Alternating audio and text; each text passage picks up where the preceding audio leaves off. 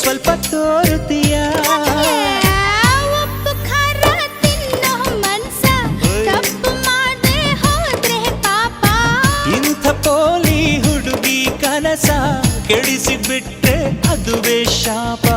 ಅಪ್ಪಿಕೊಂಡ್ರೆ ಇಲ್ಲ ಕೋಪ ಮಲೆನಾಡಡಿಕೆ ಮೈಸೂರು ವಿಳೆ